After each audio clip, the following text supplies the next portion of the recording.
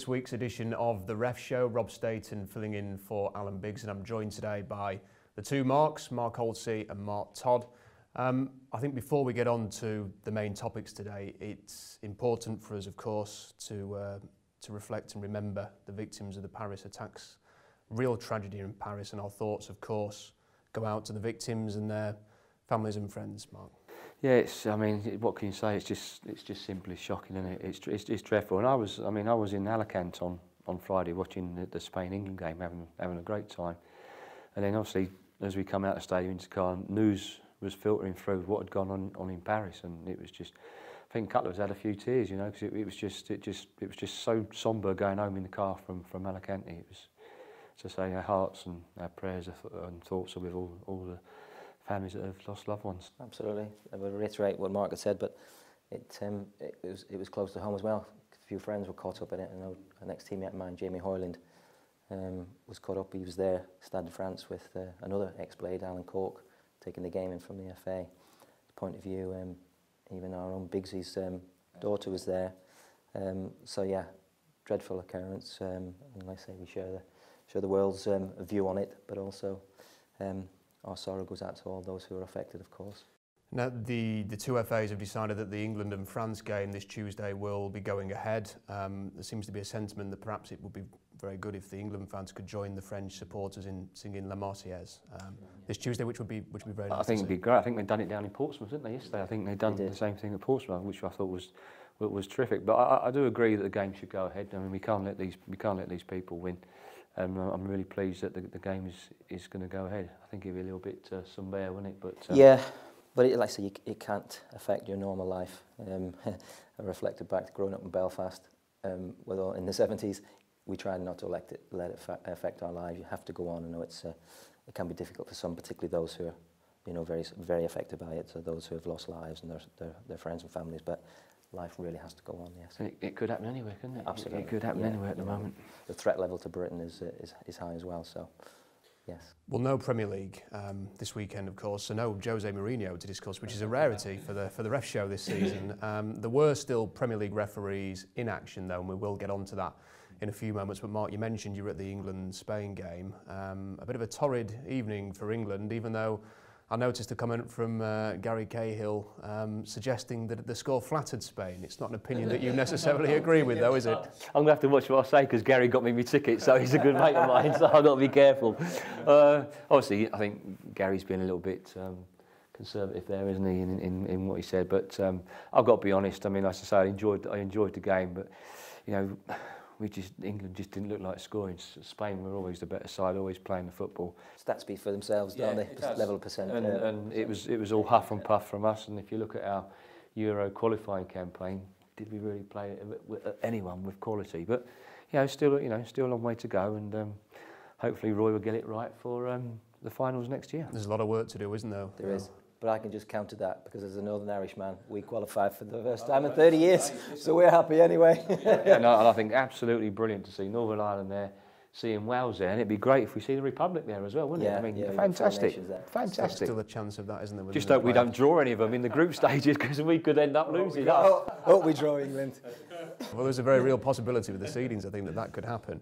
Looking at the Premier League referees then that have been involved in the international football, Mark Clattenburg had a very interesting night in the Hungary-Norway game and has received some praise, Mark, for a couple of big decisions he made in that game. Yeah, there was one in the I think it was the first two penalty incidents in the game. I think there was one in the first half, one in the second half, and involving the same player from Norway.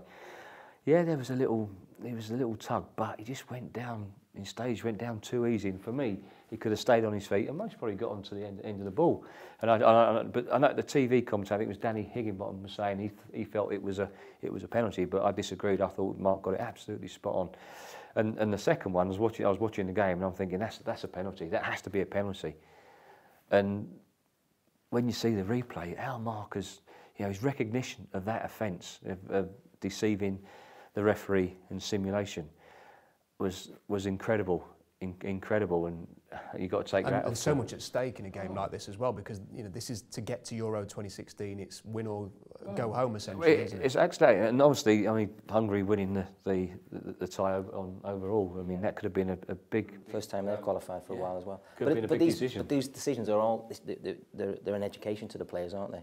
So if we can get that consistency right, you educate the players that you won't get away with simulation. That's right. You won't get away with ridiculous dives. I think I saw one on the Football League tonight. It was ridiculous. I think it was young Georgie Munker was talking about it on the Football League show. I think it was one of his own teammates. Oh no, sorry, I think the team they were playing against was actually the tackle's gone in, but the dive happened about 2 yards further forward, and he did look daft. But players' faces tell a story, and he was perhaps lucky he didn't get caution for the way he went down in the first time. So Mark, as I say, every time a player goes down, doesn't mean to say it's a yellow card for deceiving or simulation. So I think Mark done well. Mark done well there, but his face told a story that there wasn't penalties because the player would have gone absolutely ballistic, and he didn't. He just walked back and didn't say anything. It's always a good indication from a reaction, of course, isn't it? So impressed with Mark Clattenburg there. Martin Atkinson's also going to be involved in one of the second legs, isn't he?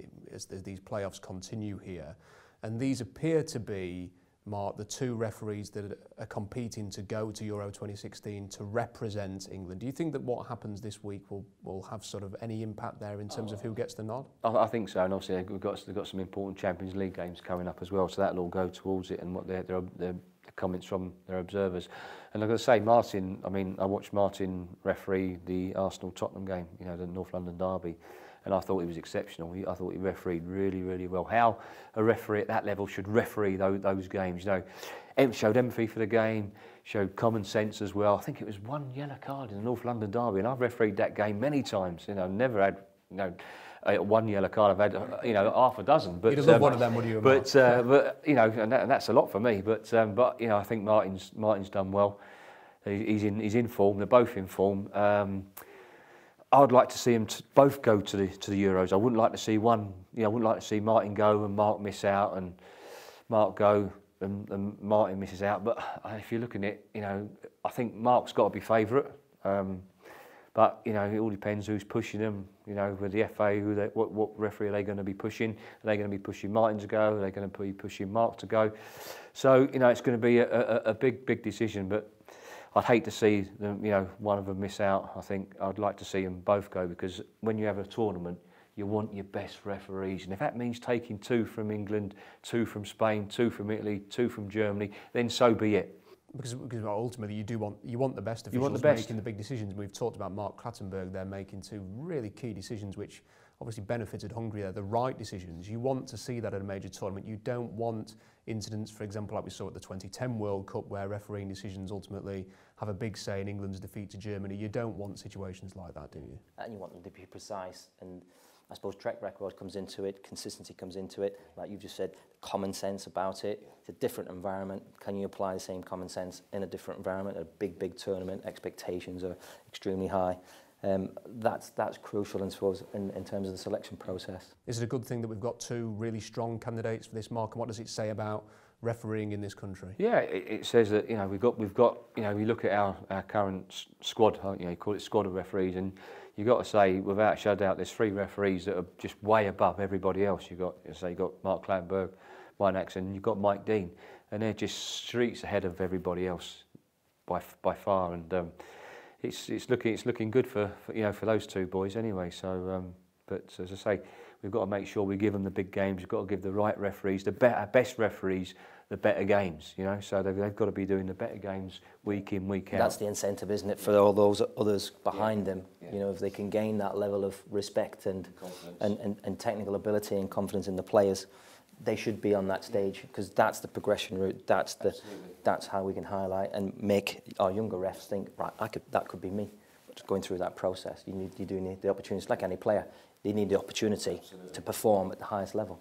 And also, some of them are not quite there at the moment, and it's all about confidence. And it's like a manager of a football team. It's no different to a manager of referees. You need an arm round some of them, give them a cuddle, a bit of loving now and again, to get their confidence up. Because whatever you do in life, in sport, whether you're a referee, whether you're a player, or whether you're a rugby player or tennis player, it's all about confidence. It can be lonely, can you, when you're without a doubt. making errors you do need that arm around you, but you also need to know that if I am performing at that, you've got to be rewarded. You need to be rewarded. Will other nations, if they are getting a British referee, will they feel reassured that they're going to get a quality official? Is that sort of the reputation that is out there? Yeah, I mean, it's faltered in recent years, but with Mark, the way Mark and Martin have been refereeing in Europe, I mean, when I was refereeing in Europe, everyone was pleased to see an English referee because they knew that they were as honest as the day's long, and they'd go out and do the best they can. So.